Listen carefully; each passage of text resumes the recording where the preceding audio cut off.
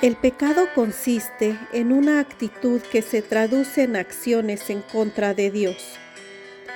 Más que una simple acción, el pecado es un comportamiento de rebeldía y desprecio de la criatura hacia Dios, su Creador. Esta actitud nubla nuestra visión y nos impide reconocer la necesidad de la voluntad de Dios. Él posee una sabiduría infinitamente mayor a la nuestra y conoce perfectamente lo que es mejor para nosotros. Por el contrario, cuando el ser humano sigue su propia perspectiva, despreciando la ley de Dios y su voluntad perfecta, esto lleva a graves consecuencias para la humanidad, como la pérdida de alegría, sentimientos de culpa, dolor emocional y físico, extinguir la presencia del Espíritu Santo y quebrantar la relación con Dios. La única manera de liberarse de las consecuencias del pecado es humillar el corazón ante la presencia de Jesús, pedir perdón por la maldad cometida y obtener su misericordia. Romanos 8:8 dice: y los que viven según la carne no pueden agradar a Dios.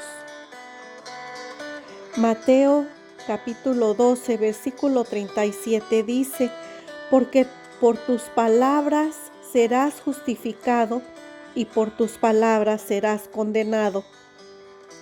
Proverbios capítulo 13, versículo 6 dice: la justicia guarda al de perfecto camino, mas la impiedad trastornará al pecador.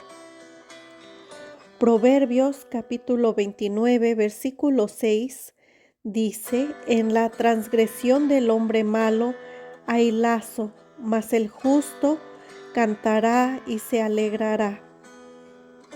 Proverbios capítulo 5, versículo 22 dice: prenderán al impío sus propias iniquidades, y retenido será con las cuerdas de su pecado.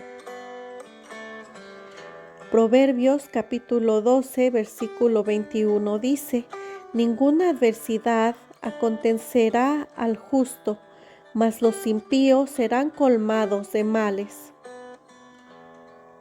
Salmos capítulo 9, versículo 16 dice: el Señor se ha hecho conocer en el juicio que ejecutó, en la obra de sus manos fue enlazado el malo. Y Gaión Selah. Isaías capítulo 57, versículo 21 dice: no hay paz, dijo mi Dios, para los impíos. Romanos capítulo 5, versículo 12 dice: por tanto, como el pecado entró en el mundo por un hombre, y por el pecado la muerte, así la muerte pasó a todos los hombres, por cuanto todos pecaron.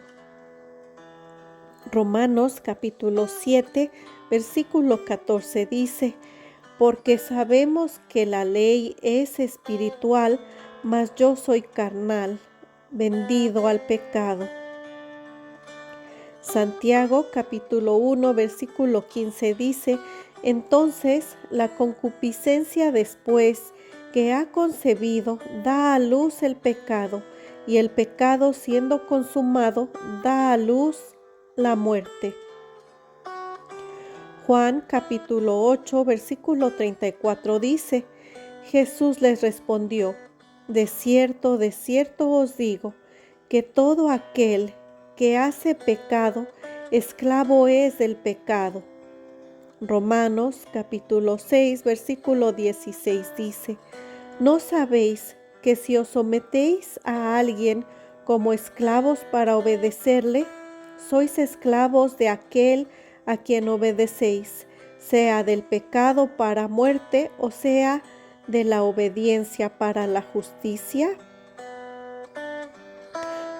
Segunda de Timoteo capítulo 2 versículo 16 dice: Mas evita profanas y vanas palabrerías, porque conducirán más y más a la impiedad.